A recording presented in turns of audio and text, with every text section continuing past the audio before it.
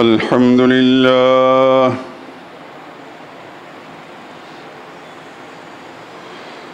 الحمد لله وحده والصلاة والسلام على من لا نبي بعده ولا رسول بعده ولا معصوم بعده أما بعد فإن خير الحديث كتاب الله وخير الهدي هدي محمد صلى الله عليه وسلم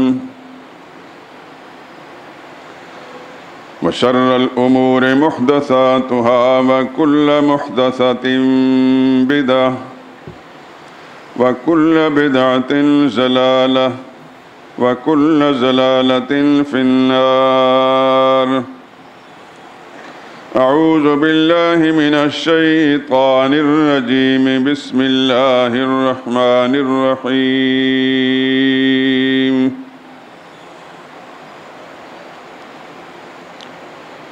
قل إنني هداني ربي إلى صراط مستقيم دينا قيما ملة إبراهيم حنيفا وما كان من المشركين. قل إن صلاتي ونسكي ومحياي ومماتي لله رب العالمين لا شريك له وبذلك أمرت وأنا أول المسلمين.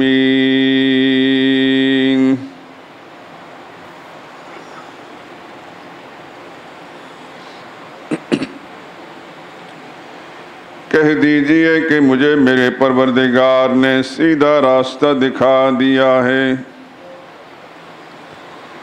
یعنی صحیح دین جو مذہب ابراہیم علیہ السلام کا، جو ایک اللہ ہی کے طرفدار تھے اور مشرکوں میں سے نہ تھے۔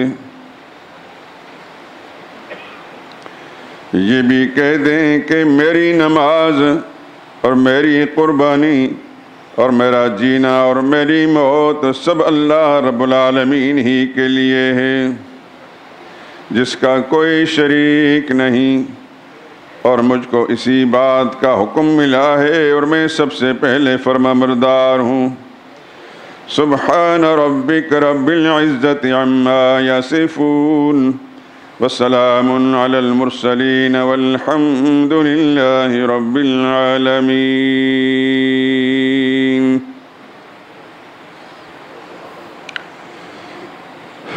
درود پاک پڑھ لیں۔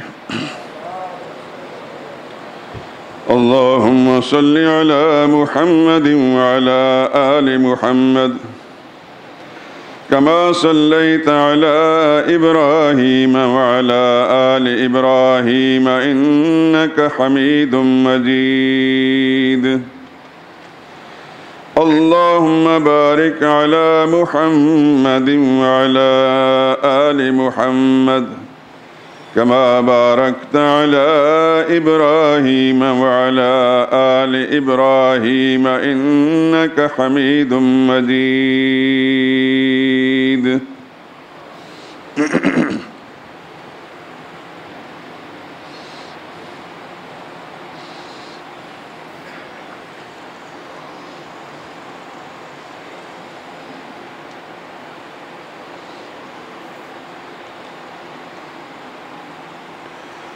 حاجت روا بھی تو ہے، مشکل کشا بھی تو ہے۔ حاجت روا بھی تو ہے، مشکل کشا بھی تو ہے، خلاق دو جہاں ہے، سب کا خدا بھی تو ہے۔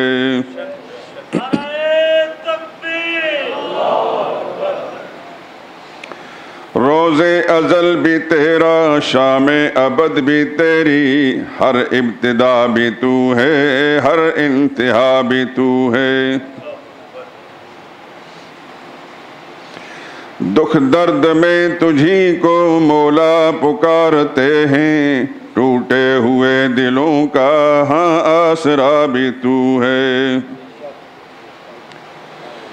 تیری تجلیوں سے روشن ہے ماہ و انجم، دنیا کی انجمن میں نور و ضیاء بھی تو ہے۔ ہے چارہ ساز بھی تو اور کار ساز بھی تو، ہے چارہ ساز بھی تو اور کار ساز بھی تو، آنکھوں کی روشنی ہے دل کی دوا بھی تو ہے۔ حاجت روا بھی تو ہے مشکل کشا بھی تو ہے، خلاق دو جہاں ہے سب کا خدا بھی تو ہے۔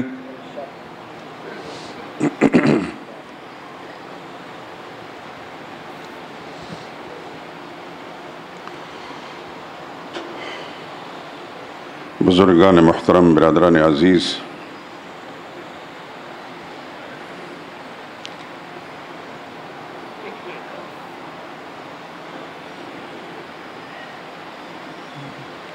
آپ حضرات کے علم میں ہے رمضان مبارک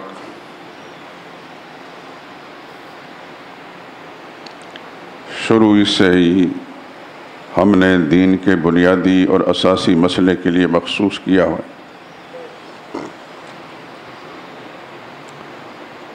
اور اس کے لیے تمہیدی گفتگو شعبان کے اندر شروع کر دی جاتی ہے،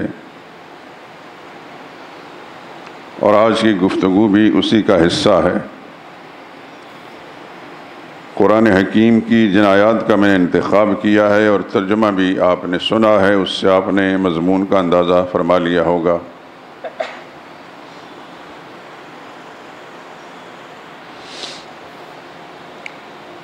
اس سے پہلے ایک سے زائد مرتبہ میں بتا چکا ہوں کہ دین کا بنیادی مسئلہ، جو سارے دین کی عمارت جس پر قائم ہے، اس کی بنیاد عقیدہ توحید ہے۔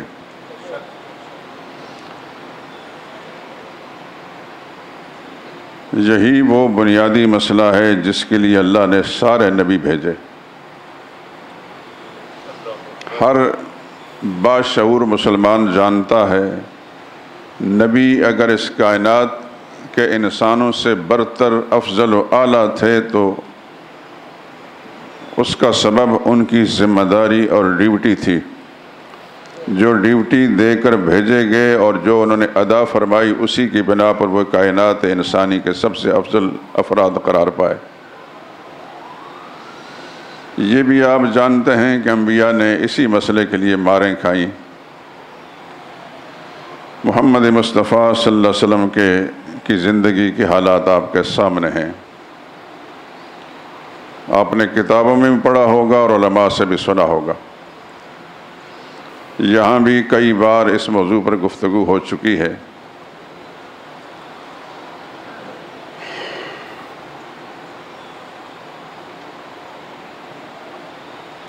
اس دھرتی پر بسنے والے انسانوں میں سب سے برتر، افضل و اعلیٰ انسان انبیاء علیہم السلام، وہ اپنی ڈیوٹیوں اور اپنی ذمہ داریوں کو ادا کرنے کی نسبت سے سب سے اعلیٰ اور برتر ہوئے، ورنہ انسان شکلاً تو سب ایک جیسے ہیں۔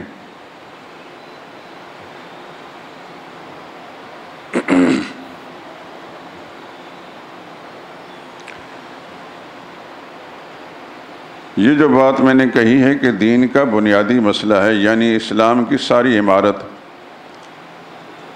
دین کے تمام شعبہ جات، چاہے ان کا تعلق انسان کے ذاتی عمل سے ہے، جیسے نماز جس میں انسان کا بدن استعمال ہوتا ہے، یا روزہ جس میں انسان کے بدن کو مشقت اٹھانی پڑتی ہے، یا اعتکاف جس میں بدن ہی استعمال ہوتا ہے، یا طواف جس میں بدن ہی متحرک ہوتا ہے،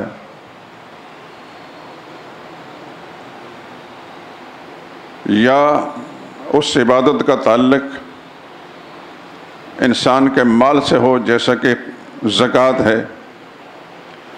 انسان اللہ کے نام پر اس کی خوشنودی حاصل کرنے کے لیے مال کا ایک مخصوص حصہ ادا کرتا ہے، وہ ہر مسلمان نے ادا کرنی ہی کرنی ہے۔ یا قربانی ہے، اس میں بھی مال خرچ ہوتا ہے، صدقہ و خیرات ہے، اس میں مال خرچ ہوتا ہے، نظر و نیاز ہے، اس میں بالعموم مال ہی خرچ ہوتا ہے۔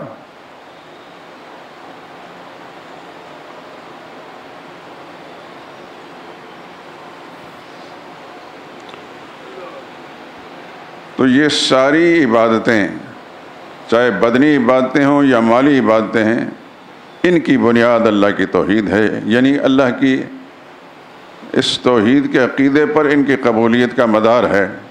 نماز قبول ہوگی اگر عقیدہ ٹھیک ہے، نہیں تو ساری زندگی سجدہ ریز ہوتا رہے، اللہ کے نزدیک کوئی قیمت بھی نہیں۔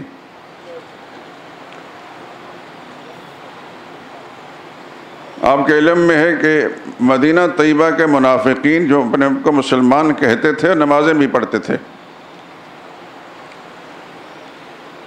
لیکن اللہ نے ان کی کوئی عبادت قبول نہیں فرمائی۔ اپنی کتاب مقدس میں ان المنافقین فی الدرک الاسفل من النار فرمایا، منافق لوگ جہنم کے سب سے نچلے طبقے میں ڈالے جائیں گے۔ اگر ان کی نمازیں قبول ہوتی، اور نمازیں بھی صحابہ کے صف میں کھڑے ہو کر پڑھتے تھے اور حضور صلی اللہ علیہ وسلم کی اقتداء میں نمازیں پڑھتے تھے، جن لوگوں کی حضور کی اقتداء میں ادا کی ہوئی اور صحابہ کے صفوں میں پڑھی ہوئی نمازیں رد کر دی گئیں، اس کا سبب یہ تھا کہ ان کا عقیدہ نہیں تھا۔ تو یہ بدنی عبادات ہوں یا مالی عبادات، سب کی قبولیت کا مدار عقیدہ ہے۔ خدا کرے کہ یہ بات سمجھ میں آ جائے۔ مجھے اللہ کی رحمت سے امید ہے، خدا کی زمین کا ہر وہ چپا جہاں میری آواز پہنچتی ہے، کل انشاءاللہ میرے حق میں گواہی دیں گے، اور آپ حضرات بھی گواہی دیں گے، اور اللہ سے دعا ہے کہ اللہ پاک آپ کو بھی اس مسئلے کا مکمل پیغام رساں بنا دے، نہ صرف اپنی ذات کے لیے اس کو اپنائیں بلکہ خدا کے مخلوق کی ہدایت کا سامان بھی بن جائیں۔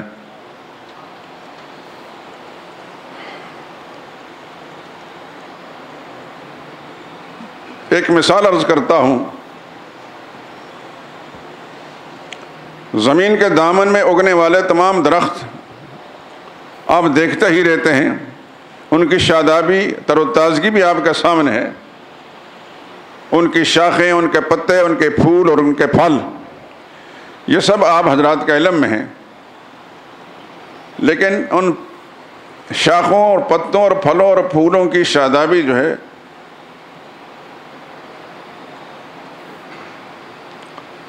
اس درخت کی جڑ پر موقوف ہے۔ جڑ اس کی تر و تازہ ہے تو سارا درخت تر و تازہ ہے، پتے بھی، پھل بھی اور پھول بھی، اور اس کی شاخیں بھی۔ لیکن اگر اس کی جڑ خشک ہو گئی یا کٹ گئی، آپ حضرات جانتے ہیں کہ پھر کوئی چیز تر و تازہ نہیں رہ سکتی۔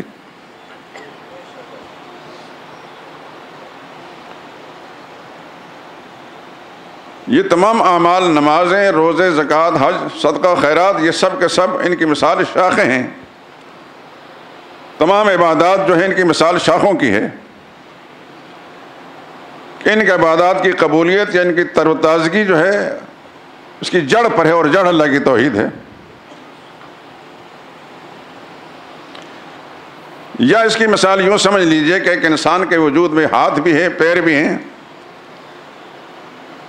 اس کے کان بھی ہیں، اس کی آنکھیں بھی ہیں، اس کی ناک بھی ہے،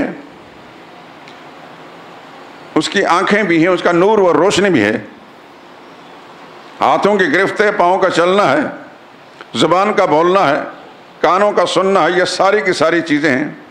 لیکن ان سب چیزوں کا کارآمد ہونا اس کے دل کی صحت پر موقوف ہے۔ دل صحیح ہے تو آنکھیں بھی دیکھتی ہیں، کان بھی سنتے ہیں، زبان بھی بولتی ہے، ہاتھ بھی پکڑتے ہیں، پاؤں بھی چلتے ہیں۔ دل بند ہو جائے تو یہ ساری چیزیں بیکار ہو جاتی ہیں۔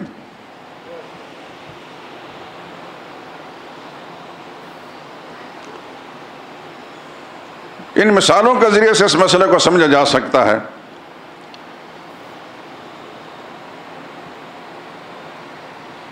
عقیدہ توحید یہ تمام اسلام کی عمارت کی جڑ ہے، دل کی مانند ہے۔ جڑ خشک ہو جائے درخت بیکار ہو جاتا ہے، اس کا نہ اس کا پھل لگتا ہے، نہ کارآمد ہوتا ہے، نہ پھول، نہ پتے، کچھ عرصے کے بعد سب کچھ ختم ہو جاتا ہے۔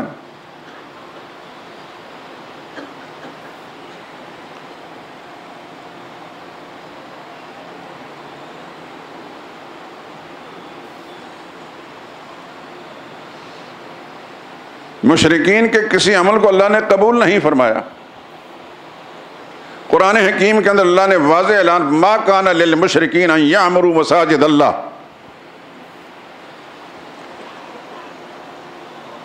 مسجد اگر کوئی شخص اللہ کی رضا کے لیے بناتا ہے، اس کی تعمیر میں حصہ لیتا ہے، تو حدیث پاک میں اللہ کے پاک پیغمبر نے فرمایا بن اللہ لہ بیتا فی الجنہ، اللہ اس کے لیے جنت میں گھر تیار کرتے ہیں۔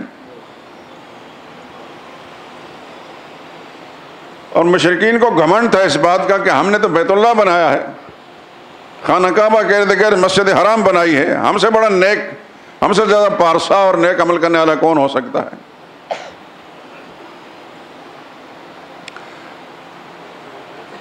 اللہ نے فرمایا ما کان للمشرکین ان یعمروا مساجد اللہ، مشرکوں کو حق ہی نہیں کہ اللہ کے مسجدوں کی تعمیر کریں۔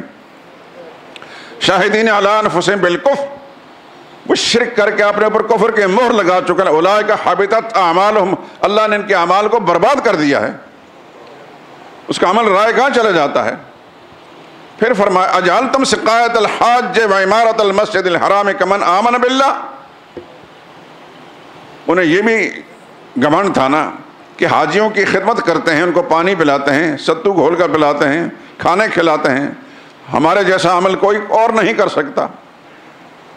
تو اللہ نے ان دونوں کا ذکر فرمایا، اجعلتم سقایۃ الحاج، حاجیوں کو پانی پلانا، وعمارۃ المسجد الحرام، مسجد حرام کی تعمیر کرنا، کمن آمن باللہ، اپنے اس عمل کو تم اتنا بڑا سمجھتے ہو کہ جتنا خدا کی توحید پر ایمان لانے والا۔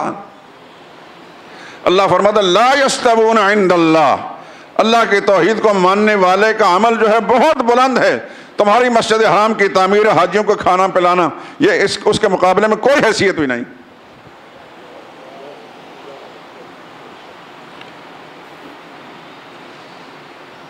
اولئک حبطت اعمالہم، خدا نے ان کے اعمال کو برباد کر دیا، وفی النار ہم خالدون، یہ ہمیشہ آگ میں رہیں گے۔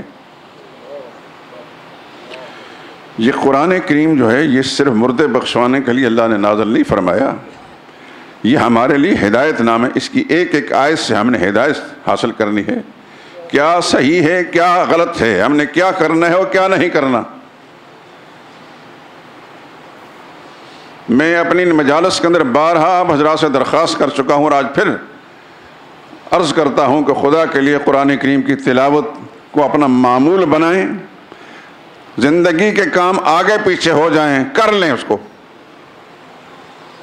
کسی طرف سفر کرنے میں تاخیر ہوتی ہے تاخیر کر لیں، کسی کی ملاقات میں تاخیر ہوتی ہے کر لیں، کھانے میں تاخیر ہوتی ہے کر لیں، دفتر جانے میں دکان جانے میں تاخیر ہوتی ہے کر لیں، لیکن خدا کی کتاب کو نہ چھوڑیں۔ لیکن اس کو صرف طوطے کی رٹ کی طرح نہیں، جس کو قرآن کریم کا جس نے سیکھ لیا وہ تو بڑا ہی خوش بخت انسان، جس نے نہیں بھی سیکھا وہ کسی معتمد عالم سے جس پر اس کو اعتماد ہے اس سے پوچھ کر کہ میں نے قرآن کریم کا ترجمہ لینا ہے، وہ ترجمہ لے کر آپ نے اگر ایک رکوع قرآن کریم کی تلاوت کی ہے تو اسی ایک رکوع کو دوبارہ ترجمے کے ساتھ دیکھیں کہ آپ کا رب، آپ کا پیدا کرنے والا خالق آپ سے کیا مطالبہ کرتا ہے۔ میں قسم اٹھا کر کہتا ہوں کہ آپ اس طریقے سے قرآن کریم کی تلاوت کریں گے تو انشاءاللہ خود بخود اپنی پہلی اور بعد کی کیفیت کا اندازہ کر لیں گے، میں پہلے کیا تھا اور اب کیا ہو گیا ہوں۔ یہ سب کو جان لینا چاہیے کہ ہم نے بالآخر جانا ہے، نہیں رہنا، خدا نے کسی کو چھوڑا نہیں نہ چھوڑے گا، اس کا اعلان ہے اسی کتاب کل من علیہا فان، اس دھرتی پر جو آیا ہے وہ فنا ہونے والا ہے، وَيَبْقَى وَجْهُ رَبِّكَ ذِي الْجَلَالِ وَالْإِكْرَامِ، تیرے رب کی ذات باقی رہے گی۔ ازل میں بھی وہی تھا، ابد میں بھی وہی ہے۔ کچھ نہیں تھا، رب تھا، اور جب کچھ نہیں رہے گا تو رب ہی رہے گا، حتیٰ کہ موت پر بھی موت آ جائے گی۔ علماء سے آپ نے سنا ہے،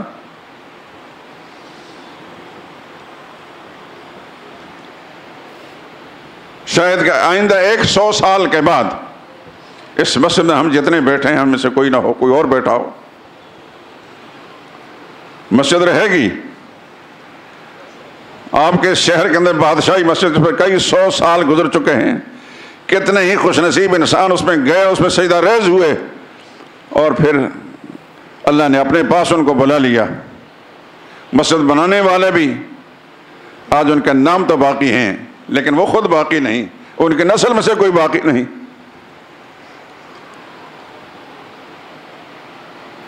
جب جانا ہے اور یقیناً جانا ہے تو پھر اس کے لیے اس نے یہ ضرور پوچھنا ہے۔ سب دوست میری بات کر توجہ دیں، اللہ نے ضرور پوچھنا ہے کہ اے انسان، اے بندے، تجھے میں دنیا میں بے شمار نعمتیں دی تھی، زندگی دی، صحت دی، کاروبار دیا، پیسہ دیا، اولاد دی، بچے دیے، ہر خوشی دی، اس کے ساتھ میں نے ایک کتاب بھی تیری ہدایت کے لیے، تیری رہنمائی کے لیے، تیری رہبری کے لیے بھیجی تھی، میری کتاب کے ساتھ کیا سلوک کیا؟ جس طرح ہمیں اس دنیا میں نا کوئی کام کرنا ہو تو پوچھتا ہے وہ کام کیا، پھر کہتے او ہو مجھ سے تو نہیں ہوگا، معذرت چاہتا ہوں، یہ کرتا ہوں۔ خدا کا سامنے یہ معذرت نہیں چلے گی۔ انسان انسان کے ساتھ یہ چکر کر سکتا ہے، رب کے ساتھ نہیں۔ اس کی وجہ اسی قرآن میں اللہ نے فرمایا الیوم نختم علی افواہہم، آج تمہارے منہ پر ہم مہر لگا دیں گے۔ زبان سے اگر جھوٹ بولنے کی کوشش کرے گا تو اللہ تعالیٰ منہ کو سیل کر دیں گے۔ وَتُكَلِّمُنَا أَيْدِيهِمْ وَتَشْهَدُ أَرْجُلُهُمْ، تمہارے ہاتھ ہم سے باتیں کریں گے، تمہارے پاؤں گواہی دیں گے۔ یہ سچ کہتا ہے یا غلط بیانی کرتا ہے؟ قرآن یہ بھی کہتا شاہد علیہم سمعہم وابصارہم وجلودہم، اس انسان کے خلاف اس کے کان گواہی دیں گے۔ شاہد علیہم، علیہم کا معنی ہے اس کے خلاف، اس کے کان گواہی دیں گے، اس کی آنکھیں گواہی دیں گی، اس کی کھال گواہی دے گی۔ کیا کرتا رہا میرے دوستو؟ اس وقت یہ دنیا تو ہوگی نہیں کہ چلو کیس کسی عدالت میں دائر کریں، کہیں نہ کہیں کوئی ماہر وکیل کر دیں، کہیں نہ کہیں ہمارے لیے کوئی ریلیف مل جائے۔ خدا کی بارگاہ میں پہنچ کر کوئی وکیل بھی نہیں ہوگا۔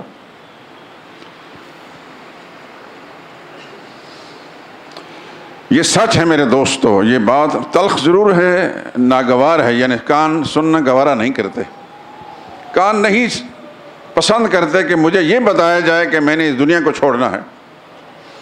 پسند نہیں کرتا انسان کہ مجھے یہ بتایا جائے کہ میں نے خدا کے سامنے جانا اور اپنے ایک ایک پل کا حساب دینا ہے۔ دل نہیں چاہتا ہمارا، نہ چاہتے ہوئے بھی بہت کچھ کرنا پڑتا ہے۔ اور جہاں خدا کے ساتھ معاملہ ہو تو پھر انسان کا اختیار نہیں، سارے اختیارات پھر اللہ ہی کے ہیں۔ نہ ہم اپنی مرضی سے آئے اور نہ مرضی سے رہ سکتے ہیں۔ اس نے بھیجا تو آ گئے، جب بلائے گا تو چلے جائیں گے، ایک پل نہیں لگا۔ لا یستاخرون ساعۃ ولا یستقدمون، ایک پل کے لیے بھی نہ پیچھے ہو سکے گا نہ آگے ہو سکے۔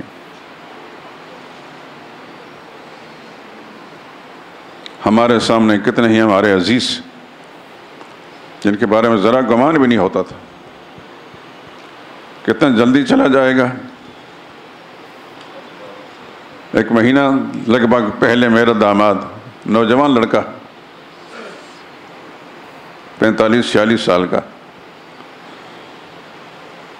دور دور تک یعنی انسان کی جو سوچ ہے اس کے مطابق وہاں گمان بھی نہیں تھا کہ چلا جائے گا، آج نہیں ہے اور قیامت سے پہلے کوئی نہیں دیکھ سکے گا اس کو۔ ہم سب کا یہی معاملہ ہے دوستو۔ جب ایسا ہے تو اور جانا بھی ہے، تو وہاں پھر اللہ کے سامنے کہ میں نے پیغمبر کیوں بھیجا تھا، تم نے اس کے بارے میں کیا سوچ رکھی تھی، میں نے کتاب کیوں بھیجی تھی، اس سے تم نے کیا فائدہ اٹھایا، تو جو کچھ کر رہا تھا یہ کتاب کے مطابق تھا؟ اس وقت ہم جھوٹ بولنے کی کوشش کریں گے تو جھوٹ بھی نہیں چل سکے گا، جیسا میں نے قرآن کریم کی آیات سے آپ کی خدمت عرض کر دیا۔ اگر کوئی جھوٹ بولنے کی کوشش بھی کرے گا خدا یہاں مہر لگا دیں گے، نختم ختم اللہ علی قلوبہم کا یہی معنی ہے، ان کے منہوں پر ہم مہر لگا دیں گے، منہ کو سیل کر دیں گے کہ جھوٹ بولنے کی کوشش کریں، بول ہی کوئی نہیں سکے گا، اس کے جسم کے ایک ایک انگ بولے گا کہ یہ یہی کرتا رہا۔ بہتر یہ ہے میرے دوستوں کہ اس سے پہلے ہی ہم اپنی سوچ کو مثبت کر لیں اور اس کے لیے تیاری کر لیں۔ یہ باتیں تلخ ضرور ہیں، انسانی فطرت ہے کہ میٹھی میٹھی باتیں سننا ان کے کان گوارا کرتے ہیں، خوشی کی خبر ہو، میٹھی باتیں ہو، جیسے کہ آپ کے معاشرے کے اندر ہے، سوریں لگائی جاتی ہیں، نعرہ تکبیر، نعرہ رسالت، فلاں فلاں، یہاں سوریں نہیں۔ میں سچ کہتا ہوں میرے دوستو، مجھے بھی پتہ نہیں کہ اگلی گھڑی میرے ساتھ کیا ہوگا، اور میں آپ حضرات سے ہمیشہ دعا کی درخواست کرتا رہتا ہوں کہ زندگی کے جتنے دن بھی اللہ کے ہاں مقدر ہیں، یہ دعا کریں کہ خدا تعالیٰ صحت کے دے تاکہ میں کچھ دین کا کام کر جاؤں، اور بلائے تو خاتمہ ایمان پر فرمائے۔ اور سب کے لیے ہم یہ دعا کرتے ہیں خدا سب کے لیے بھلائی کے فیصلے فرمائے، دنیا بھی اچھی ہو اور آخرت بھی اچھی۔ لیکن یہ بات سچ ہے کہ ہم نے اس دنیا کو چھوڑنا، جب دنیا کو چھوڑنا ہے تو پھر اللہ نے ہم سے پوچھنا ہے کہ میری ذات کے بارے میں تمہارا کیا عقیدہ تھا، میرے نبی کیوں آئے تھے، جس نبی کا تم کلمہ پڑھتے تھے کیوں کلمہ پڑھتے تھے؟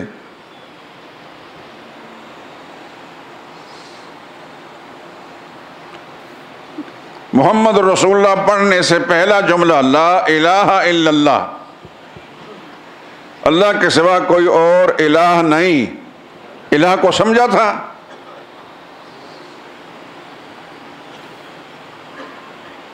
تو اگر یہ کہیں گے یا اللہ ہمیں تو کچھ پتہ نہیں چلا، کیوں نہیں پتہ چلا؟ دنیا کے سارے کاموں کا پتہ چل گیا، یہ کیوں نہیں پتہ چلا؟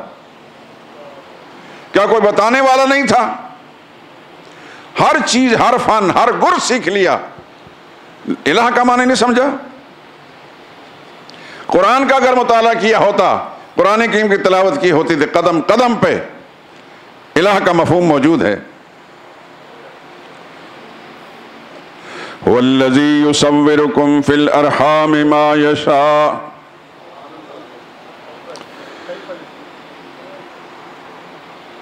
ان اللہ لا یخفی علیہ شیء فی الارض ولا فی السماء، هو الذی یصورکم فی الارحام کیف یشاء، اللہ ہی وہ ذات ہے آسمان و زمین کی کوئی چیز اس پر مخفی اور پوشیدہ نہیں۔ اس کو ذہن میں رکھنا، پہلی آیت بتایا گیا کہ سب کچھ جاننے والا، آسمان و زمین کی کوئی چیز جس پر مخفی اور پوشیدہ نہیں، وہ کون ذات ہے؟ اللہ کی ذات۔ هو الذی یصورکم فی الارحام، وہی تو ہے جو تمہاری صورتیں، تمہاری شکلیں ماؤں کے رحم کے اندر پیٹ میں بناتا ہے، کیف یشاء، جس طرح چاہتا ہے۔ پہلی آیت سے کیا معلوم ہوا کہ سب کچھ جاننے والا، اور دوسری آیت سے کیا معلوم کہ سارے اختیارات کا مالک۔ یہ ہماری شکلیں کس نے بنائی؟ ہماری خواہش پر بنائی ہیں، ہمارے مطالبے پر بنائی، ہماری ماؤں کی سوچ پر بنائی، ہمارے خاندان والوں کی خواہش پر بنائی، کیف یشاء، جیسے اسے چاہا بنا دیا۔ آخر فرمایا لا الہ الا ہو، یہ ہے الہ۔ سب کچھ جاننے والے کو الہ کہتے ہیں، سب کچھ کرنے والے کو الہ کہتے ہیں۔ جب کلمے میں پڑھتے ہیں لا الہ الا اللہ، اس کا معنی یہ ہے کہ اللہ کے سوا سب کچھ جاننے والا بھی کوئی نہیں، سب کچھ کرنے والا بھی کوئی نہیں۔ ذرا پڑھیں تو صحیح قرآن کریم کو، 20ویں پارے کے پہلا رکوع، اس کا پورا صفحہ پڑھ لیں، ہر آیت کے ساتھ اَإِلَٰهٌ مَّعَ اللَّهِ اَإِلَٰهٌ مَّعَ اللَّهِ کہ اللہ کے ساتھ کوئی اور الہ ہو سکتا ہے؟ یہ کام کس کس نے کیے ہیں؟ تم بھی اقرار کرو کہ یہ اللہ کے کام ہیں، تو پھر اللہ ہی الہ ہے اور کوئی الہ نہیں۔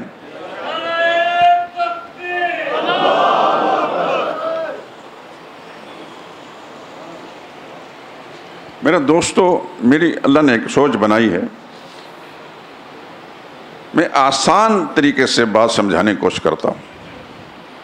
یہ خدا کی مہربانی ہے، رب کی مہربانی ہے، میرا اپنا ذاتی کوئی کمال نہیں۔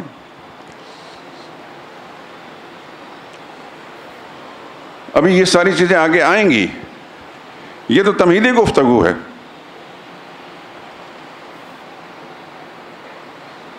تمہیدی گفتگو یہ ہے کہ ساری عبادات کی قبولیت کا مدار اللہ کی توحید پر ہے۔ نمازوں کی قبولیت، روزوں کی قبولیت، زکوٰۃ کی قبولیت، صدقہ و خیرات کی قبولیت، حج اور طواف و اعتکاف کی قبولیت، قربانی کی قبولیت عقیدہ توحید پر ہے۔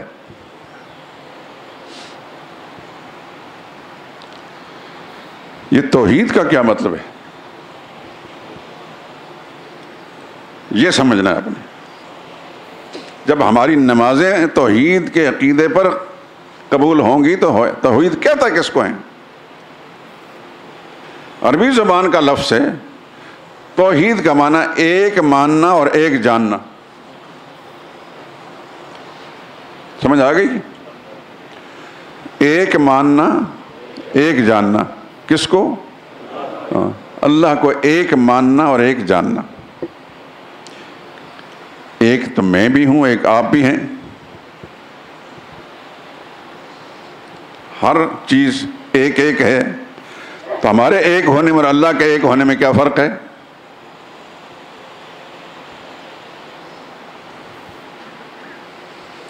ہم ایک ایسے ہیں،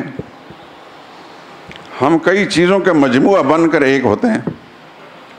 ہاتھ بھی ہیں، ہاتھوں میں انگلیاں بھی ہیں، آنکھیں بھی ہیں، ناک بھی ہے، زبان بھی ہے، کان بھی ہے، دماغ بھی ہے، دل بھی ہے، ٹانگیں بھی ہیں۔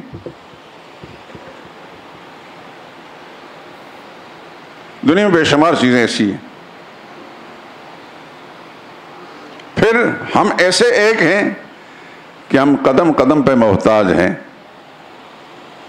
کہ نہیں؟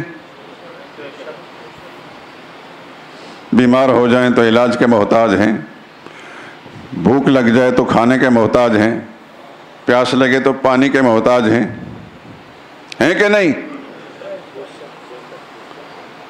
ہم قدم قدم پہ محتاج ہیں۔ اللہ بھی محتاج ہے کبھی کسی چیز کا؟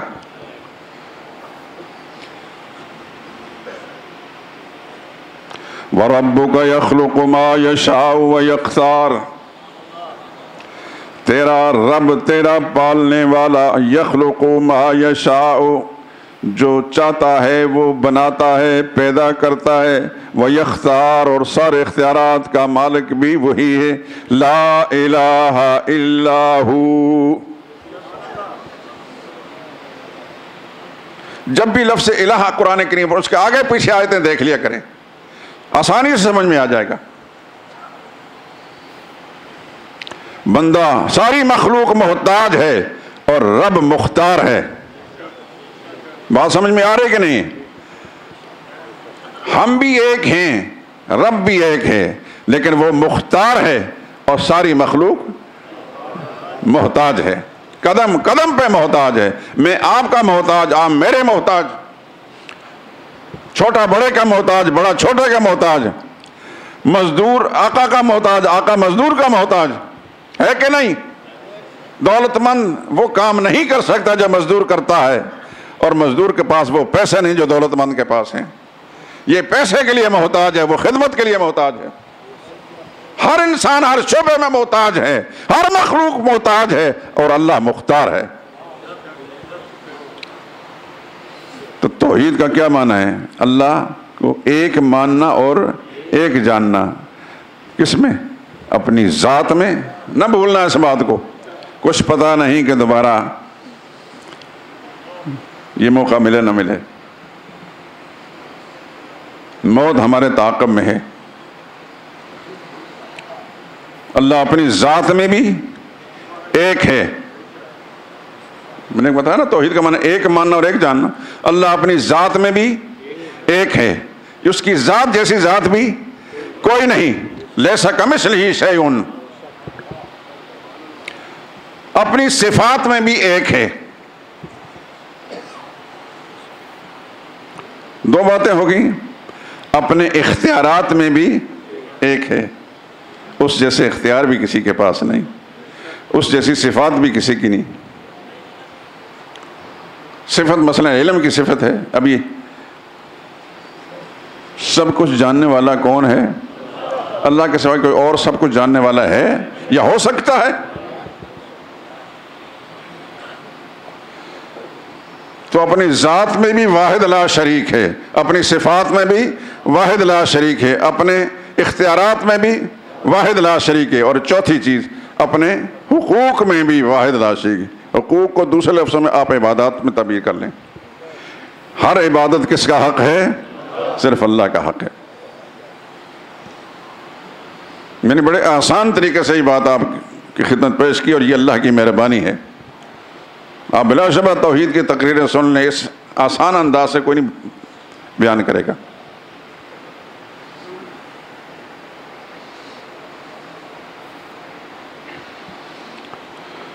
اللہ اکبر. اس کو اس کی ذات میں بھی واحد لا شریک سمجھیں. اس جیسی ذات کوئی نہیں. عربی زبان میں ہم چھوٹے چھوٹے تھے, ابھی پڑھنے کے لیے نکلے نہیں تھے, تو ہمارے والد صاحب اللہ جنت نصیب فرمائے, وہ ایک عربی کا جملہ پڑھتے تھے. طالب علم کے زمانے میں انہوں نے سیکھا ہوگا اللہ کون ہے.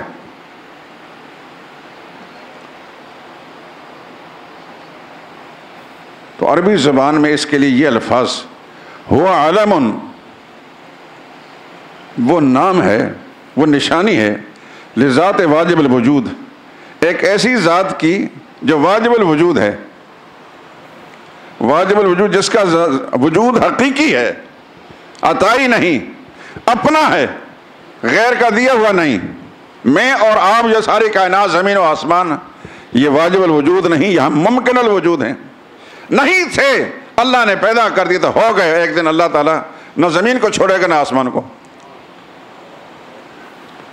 انہی مجلسوں میں آپ سن چکے ہیں. وَتَرَى الْجِبَالَ تَحْسَبُهَا جَامِدَةً وَهِيَ تَمُرُّ مَرَّ السَّحَابِ. جن پہاڑوں کو تم بڑے مضبوط سمجھتے ہو, یہ اڑیں گے ایسے جیسے کہ بادل اڑتے ہیں. کون اڑائے گا ان کو؟ ان کو مضبوطی کس نے دی ہے؟ اللہ نے. اور ان کو پھر اڑائے گا کون؟ اللہ. یوم یکون الناس کالفراش المبثوث وتکون الجبال کالعہن المنفوش. انسان اس طرح پتنگوں کی طرح اڑ رہے ہوں گے اور پہاڑ بھی روئی کے گالوں کی طرح اڑ رہے ہوں گے. قرآن حکیم سے یہ ساری چیزیں معلوم ہوتی ہیں. والارض جمیعا قبضتہ یوم القیامہ. قیامت کے اندر ساری زمین اللہ کی مٹھی میں ہوگی. اللہ کتنا بڑا ہے وہ اندازہ کر سکتے ہیں. وہ کتنا بڑا ہے کہ اس کی مٹھی میں ساری زمین ہوگی. والسماوات مطویات بیمینہ, اور ساتوں آسمان لپیٹ کر اللہ اپنے ہاتھ میں لے لے گا. یہ بات کس سے کہانیاں نہیں, خدا کی کتاب سے میں پیش کر رہا ہوں. وہ اتنا بڑا طاقت والا ہے, واجب الوجود ہے. اس کو وجود کسی نے نہیں دیا, اس کا وجود ذاتی ہے. لیس کمثلہ شیء, اس جیسی مثل کوئی نہیں. اللہ اکبر. اے برطرز خیال و قیاس و گمان و وہم. شیخ سعدی نے اپنی کتاب میں لکھا ہے, اے برتر از خیال و قیاس و گمان و وہم وز ہرچ گفت اند شنیدیم خواندائم، اے اللہ جو برتر بالا ہے، ہمارے خیالات سے بھی بالا ہے، ہمارے قیاس اندازوں سے بالا ہے، گمان سے بھی بالا ہے، وہم سے بھی بالا ہے. یعنی یہ چیزیں جو کسی چیز کا ادراک کر سکتی ہیں کہیں بھی اللہ کی ذات کا ادراک نہیں کر سکتی. وز ہرچ گفتاند شنیدیم خواندائم، تیری ذات کے بارے میں جو کچھ کہا ہے ہم نے بس سنا ہے اور پڑھا ہے. دفتر تمام گشت تیری عظمتیں، تیری خوبیاں، کمالات لکھ لکھ کر دفتر ختم ہو چکے ہیں. دفتر تمام گشت بپایا رسید عمر، لکھنے والوں کی عمریں بھی ختم ہو گئیں. ماں ہم چنان در اول وصف تو ماندائم، یا اللہ ابھی ہم تو تیرے اوصاف کا دیباچہ بھی نہیں لکھ پکے.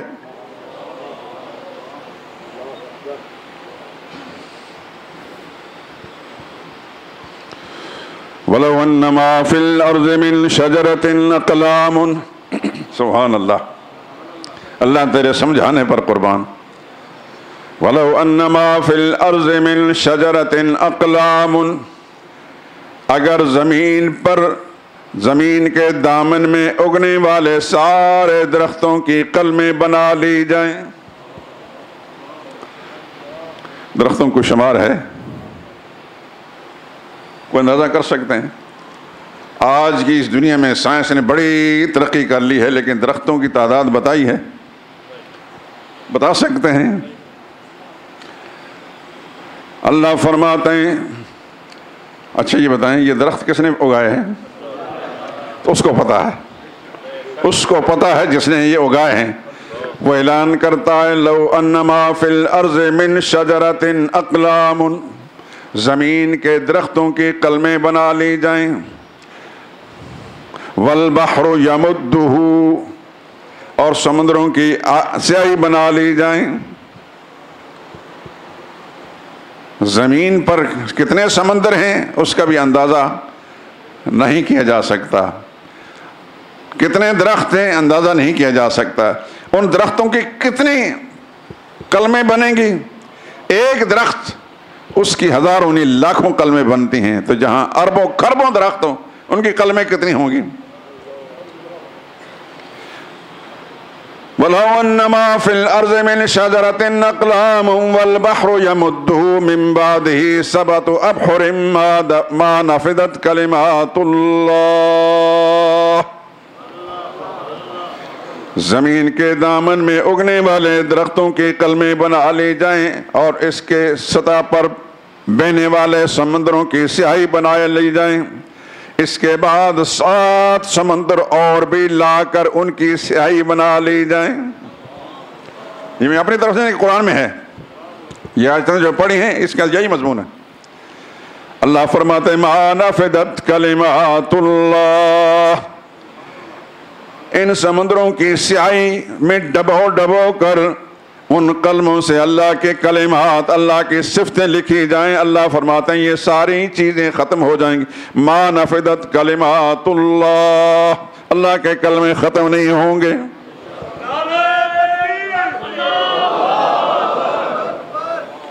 اللہ کتنا بڑا ہے، کوئی اندازہ کر سکتے ہیں؟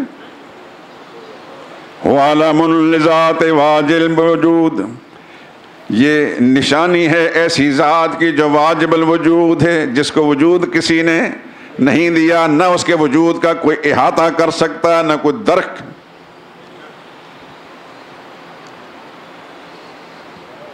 اللہ اکبر.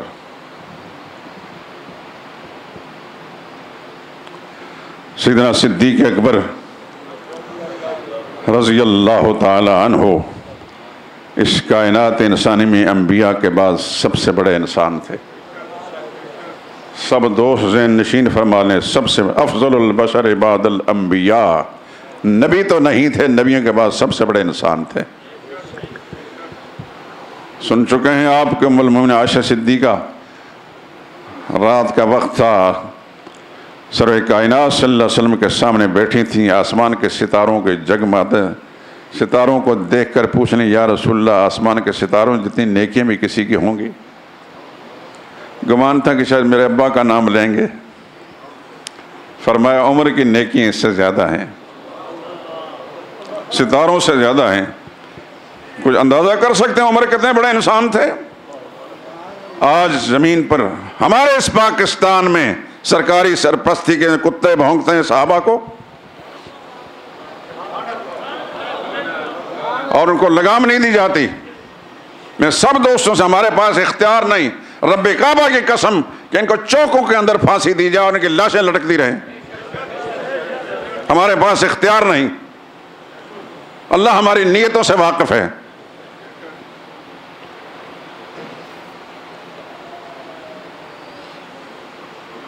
یہ کسی کے شہ پر سب کچھ کر رہے ہیں. عمر کی نیکیاں زیادہ ہیں آسمان کے ستاروں سے. عرض کرنے لگے یا رسول اللہ میرے ابا. فرمایا تمہارے ابا کی ایک رات کی نیکی عمر کی ساری نیکیوں سے زیادہ ہیں. وہ ابو بکر صدیق رضی اللہ تعالیٰ عنہ فرماتے ہیں البحث عن درک ذات اشراکو. کوئی شخص اللہ کی ذات کے بارے میں بحث کرتا ہے، اللہ کیسے ہوں گے کیسے ہوں گے کیسے ہوں گے، فرمایا یہ شرک ہے. والعجز عن کنہ الذات ادراکو. اور اللہ تعالیٰ کی ذات کے بارے میں ہاتھ کھڑا کر لینا اور عاجزی کا اقرار کر لینا کہ ہم کچھ بھی نہیں کر سکتے، کچھ نہیں جان سکتے. فرمایا ادراکو صحیح معرفت یہ ہے. افسوس کہ ہم نے اللہ کی ذات کے بارے میں پہچان کی نہیں. اللہ کتنا بڑا ہے.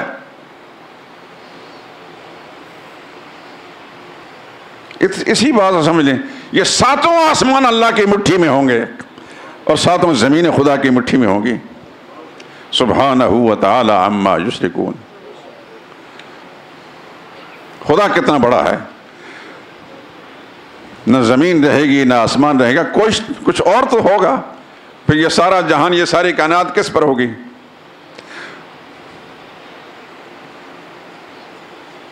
یوم تبدل الارض غیر الارض. وہ دن بھی آنے والا ہے، اس زمین کو ہٹا کر دوسری زمین بچھائی جائے گی. یہ کس کے پاس ہے یہ سارا میٹیریل؟ یہ اختیارات کس کے ہیں؟ کسی دنیا کی کمپنی اس کی خدمات حاصل کر کے اللہ یہ کام کریں گے؟ میں عرض کر رہا ہوں میرے دوستو، ہو سکتا ہے کہ میں سمجھانے میں کامیاب نہ ہو سکوں، لیکن سمجھنے کی کوشش کریں خدا بہت بڑا ہے.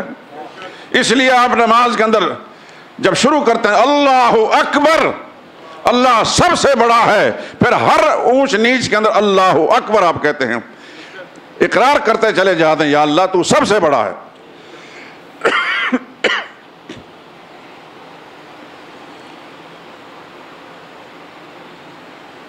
وَعَلَمٌ لِذَاتِ واجب الوجود المستجمع لجمیع صفات الکمال.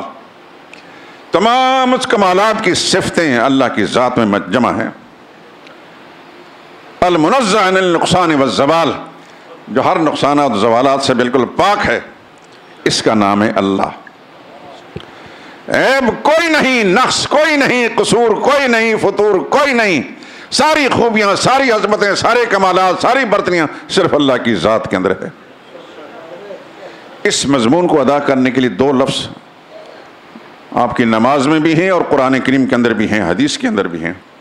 اب جب نماز اللہ اکبر کہہ کر شروع کرتے ہیں، اللہ اکبر کہہ کر شروع کرتے ہیں، اس کے بعد کیا پڑھتے ہیں؟ سبحانک اللہم و بحمدک. یہ دو جملے، سبحانک اللہم، خدا کرے کہ یہ بات سمجھ میں آ جائے، اللہ کرے کہ یہ بات سمجھ میں آ جائے مسلمان کو. پھر اس کی نماز کا کیا کہنا؟ سبحانک اللہم و بحمدک. سبحانک لفظ بول کر کہتا ہے یا اللہ کوئی کمی تیری ذات میں نہیں، تو ہر کمیوں سے پاک ہے، تو عیبوں سے پاک ہے، قصور سے پاک ہے، فطور سے پاک ہے، خامیوں سے پاک ہے، شریکوں سے پاک ہے. وَبِحَمْدِكَ، ساری خوبیاں، سارے حمد، ساری برتریاں، سارے کمالات، ساری عظمتیں سب تیری ذات کے اندر جمع ہیں. بخاری شریف حدیث کی بڑی کتاب شمار ہوتی ہے. آپ نے سنا ہے علماء سے ختم بخاری جب ہوتا ہے مدارس کے اندر، اب تو بہت زیادہ ہونے لگ گیا، اس کی آخری حدیث یہ ہے غور سے سنیے اس کو، اور اس کے الفاظ جو میں نقل کرنے لگا ان کو یاد کر لیجئے۔ کلمتان، دو کلمے یعنی دو جملے ایسے ہیں، خفیفتان علی اللسان، زبان پر بڑے آسان ہیں، ہلکے ہیں، یعنی آسانی سے پڑھ سکتا ہے انسان۔ خفیفتان علی اللسان، زبان پر بڑے ہلکے ہیں، آسان ہیں۔ ثقیلتان فی المیزان، لیکن میزان عمل میں، کل ترازو جو اعمال تولنے والا ہوگا محشر میدان میں، اس میں بہت بھاری ہوں گے۔ اب آپ پڑھیں تو بہت آسان اور ہلکے ہیں، میزان عمل کے اندر بڑے وزنی اور بھاری ہوں گے۔ حبیبتان الی الرحمن، رحمان کو بڑے پیارے ہیں۔ دیکھیے یہ حدیث کا مضمون بھی ہے، خفیفتان علی اللسان ثقیلتان فی المیزان حبیبتان الی الرحمن۔ وہ کیا ہیں؟ سبحان اللہ و بحمدہ سبحان اللہ العظیم۔ اس کے اندر بھی یہ دونوں ہیں، سبحان اللہ و بحمدہ، سبحان اللہ و بحمدہ۔ لفظ سبحان تنزیہ کے لیے کہ اللہ کی ذات تمام نقائص، تمام خامیاں، تمام عیوب، تمام فطور، تمام قصور، کسی قسم کی کمی کا تصور بھی نہیں کیا جا سکتا، لفظ سبحان اس کو ادا کرتا ہے۔ اور حمد کا لفظ اللہ کی ذات کے لیے عظمتیں، کبریائیاں، بڑائیاں، اچھائیاں بیان کر رہا ہے۔ ہم جب ترمذی شریف پڑھتے تھے کم و بیش 50 سال پہلے، 1970 کی بات ہے، کتنے سال ہو گئے؟ ہم 51 سال۔ کل کی بات لگتی ہے، ہمارے استاد الکل، شیخ الکل مولانا رسول خان صاحب نور اللہ مرقدہ، جن کے مبارک ہاتھوں سے اس مسجد کی سنگ بنیاد بھی رکھی گئی، میرے لیے یہ بھی خوشی کی بات ہے۔ انہوں نے ایک جملہ کہا تھا، لیکن ہے عربی کا جملہ، معنی میں سمجھاؤں گا۔ کہتے ہیں کسی چیز کے مکمل ہونے کے لیے، کوئی چیز کامل اور مکمل ہے، اس کے لیے دو صفات کا ہونا ضروری ہے، وہ تخلیہ عن الرذائل ہو اور تحلیہ بالفضائل ہو۔ یہ عربی کا جملہ علماء سمجھتے ہیں، یا جو کچھ طالب علم ہوں جس نے کچھ نہ کچھ سیکھا ہے تو اس سمجھیں۔ تخلیہ عن الرذائل کا معنی خا ہے، نقطے والی، تخلیہ، خالی ہو رذائل سے، کوئی خامی، کوئی نقص ہے، فطور قصور اس میں نہ ہو۔ دوسری تحلیہ، یہ بغیر نقطے کے ہائے، حلیتن زیور کو کہتے ہیں۔ اب امن ینشأ فی الحلیۃ، قرآن کریم میں حلیہ جو عورت زیور پہنتی ہے نا حسن جمال کے لیے، اس کو حلیہ کہتے ہیں۔ تو کسی چیز کا مکمل ہونے کے لیے دو چیزوں کا ہونا ضروری ہے، تخلیہ عن الرذائل، رذائل سے خالی ہو، اور تحلیہ بالفضائل، اور تمام فضائل کے زیور سے وہ آراستہ ہو، وہ چیز مکمل ہوتی ہے۔ تو یہ سبحان اللہ و بحمدہ سبحان اللہ العظیم، یہ دونوں، سبحان کا لفظ تخلیہ عن الرذائل اور حمد کا لفظ تحلیہ بالفضائل ہے۔ قرآن کریم کے اندر میں دیکھیں دو صورتیں آگے پیچھے آتی ہیں۔ سورہ بنی اسرائیل 15 پارے کی پہلی صورت کس لفظ سے شروع ہوتی ہے؟ سبحان الذی اسریٰ بعبدہ لیلا من المسجد الحرام۔ اس سے اگلی ہی صورت سورہ کہف ہے، وہ شروع ہوتی ہے الحمدللہ الذی انزل علی عبدہ الکتاب۔ جہاں بھی آپ دیکھیں گے سبحان کا لفظ پہلے آئے گا، حمد کا لفظ بعد میں آئے گا۔ یہ اللہ کی عظمت کے شایان شان ہے۔ ہمارے جیسے ناقص فہم، ناقص الفاظ والے مفہوم کو بھی ادا نہیں کر سکتے، لیکن کم از کم کچھ نہ کچھ بات آپ حضرات کے ذہن میں آ گئی۔ اللہ بہت بڑا ہے، اللہ بہت بڑا، اللہ اکبر۔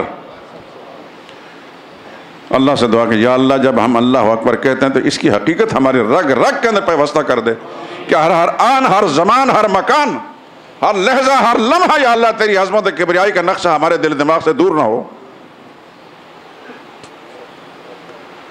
تو اللہ کی توحید دین کی بنیاد ہے، وہ واحد لا شریک ہے، واحد لا شریک ہے، واحد ہے اپنی ذات میں بھی، اپنی صفات میں بھی، اپنے اختیارات میں بھی۔ بھول نہ جائیں، بچے بھی یاد کر لیں، بہت مشکل کام نہیں، 6 سال کا بچہ قرآن کا حافظ ہو سکتا ہے، یہ 4 جملے نہیں آ سکتے؟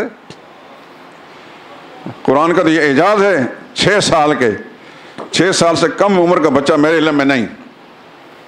ہمارے استاد قاضی رحمۃ اللہ صاحب فرماتے ہیں میں 10 سال کی عمر میں قرآن کا حافظ ہو چکا تھا۔ گجرانوالہ میں ہماری جماعت کے ایک نوجوان عالم ہیں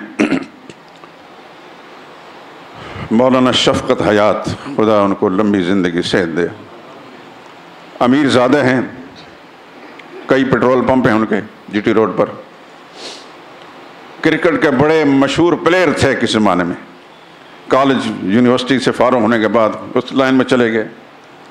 خدا جس سے کام لینا چاہتا ہے، اب وہ ملک سے باہر کرکٹ ٹیم کے اندر سلیکٹ ہونے والے تھے۔ ہمارے ایک جماعتی ساتھی عالم نے ان سے کہا کس کام میں لگے ہیں؟ خدا نے جو تمہیں صلاحیتیں بخشی ہیں کہ خدا کا دین پڑھ لیں۔ وہ قبولیت کا ایسا لہجہ تھا، ایک دم انہوں نے سب کچھ چھوڑ کر دین پڑھنا شروع کر دیا جوان ہو کر، اور بہترین عالم ہیں۔ 85 دن میں قرآن کریم حفظ کیا اس نے۔ یہاں ایک دفعہ میرے پاس آئے، خدا کی قسم، خدا جس کو عظمتیں دیتا ہے نا اس کے اندر خوبی بھی ہوتی ہیں۔ میں تو اس کے طالب علم کے برابر نہیں، لیکن مجھے وہ استاد سمجھتے ہیں۔ میرے سامنے انہوں نے سر نہیں اٹھایا، بات کرتے تھے آنکھیں جھکی ہوئی۔ آج یہاں تذکرہ ہو رہا ہے اس کا، امیر زادہ ہے، گجرانوالہ کی امیر جو ہے کالونی ہے اس کے اندر اس کی کوٹھی ہے، لیکن وہ مدرسے میں پڑھاتے ہیں۔ ظاہر بات ہے کہ امیر آدمی کو تنخواہ تو نہیں لیتا ہوں، پتہ نہیں کیا کچھ مدرسے کو دیتے ہوں گے۔ خدا اپنے دین کا کام لیتا ہے، یہ قرآن کا اعجاز ہے، بہت جلدی یاد ہوتا ہے۔ لیکن جن کو خدا نے یہ سعادت بخشی ہے وہ کوشش کریں کہ قرآن کو چھوڑے نہ۔ قرآن جتنا جلدی یاد ہوتا ہے اس سے کہیں تیزی کے ساتھ بھولتا بھی ہے، اور جب بھول جائے تو پھر دوبارہ یاد نہیں ہوتا۔ ہمارے سامنے بہت ساری مثالیں ہیں، کیونکہ بے قدروں کو خدا پھر اپنی یہ نعمت نہیں دیتا۔ جن کے بچے قرآن کے حافظ ہو گئے ہیں، اپنے دنیا کے کام کو آگے پیچھے کریں، بچوں کو تاکید کریں قرآن کریم ضبط کرنے، یاد کرنے، اور ہر سال تراویح میں سنائیں۔ ضروری نہیں کہ کوئی مسجد ملے، گھر کے اندر بھی تراویح پڑھ سکتے ہیں۔ الحمدللہ میرا بیٹا محمد جو 1-2 جمعے انہوں نے خطبہ بھی پڑھا ہے، قرآن کا حافظ 2-3-4 دفعہ سنا چکا ہے، اور میرا پوتا ایک عبداللہ ماشاءاللہ قرآن کا حافظ بنا ہے اور بڑا خوبصورت قرآن پڑھتا ہے۔ اب ہم نے فیصلہ کرنا ہے کہ محمد نے سنانا ہے یا عبداللہ نے سنانا ہے۔ قد اس سے لمبا ہے لیکن ابھی داڑھی پوری طرح آئی نہیں، تو دیکھتے ہیں شاید محمد ہی سنائے اور وہ سماعت کرے۔ میرے لیے اس سے بڑی نعمت اور کچھ بھی نہیں ہو سکتی۔ کل قبر میں اور ایک محشر کے میدان میں مجھے اگر کوئی چیز کام آ سکتی ہے تو یہی میری کوشش ہے، یہی میرے اثاثے ہیں۔ آپ حضرات میں سے جس کو بھی اللہ نے قرآن کا حافظ بنایا ہے یا اس کا بچہ، سب کچھ آگے پیچھے کریں، قرآن کریم کو کی تاکید کریں، اس کو قرآن چھوڑنا نہیں۔ یہ نعمت ایسی ہے کہ اس کے مقابلے میں کوئی نعمت بھی نہیں۔ میں نے حدیث میں پڑھا ہے قرآن کریم پڑھ کر یاد کر کے بھول جانے اتنا بڑا گناہ ہے کہ اس سے بڑا گناہ کوئی نہیں ہو سکتا۔ یہ بہت بڑی خدا کی نعمت ہے۔ آپ کے گھروں کے اندر اگر ہے تو خدا کی اس نعمت کا شکر ادا کریں، اس کو برقرار رکھنے کی کوشش کریں۔ آج کی گفتگو میں تو اور باتیں بھی آ گئیں، لیکن مسئلہ توحید کی طرف کچھ اشارے آپ حضرات کو سمجھ میں آئے؟ دین کی بنیاد کیا ہے؟ بولیں، فرشتہ نوٹ کر رہے ہیں۔ اللہ کی توحید ہے۔ دین کی بنیاد اللہ کی توحید ہے۔ اعمال کی قبولیت کا دار و مدار اللہ کی توحید اور عقیدہ کی صحت پر ہے۔ اللہ واحد لا شریک ہیں۔ اللہ بولیں، کیوں ڈرتے کیوں ہیں؟ یہ خدا کا فیصلہ نوٹ کر رہے ہیں، آپ تو بڑے خوش نصیب ہیں۔ یہاں شرک کی باتیں نہیں ہو رہی، بدعات کی نہیں، اللہ کی توحید کی بات ہو۔ خدا قرآن سنایا جا رہا ہے، آپ کے لیے تو خوشی کا اتنا مقام ہے کہ اس سے بڑھ کر کوئی ہو نہیں سکتا۔ اللہ واحد لا شریک ہیں، اپنی ذات میں بھی واحد ہیں، اپنی صفات میں بھی واحد ہیں، اپنے اختیارات میں بھی واحد ہیں اور اپنے حقوق میں بھی واحد لا شریک ہیں. وآخر دعوانا ان الحمد للہ رب العالمین.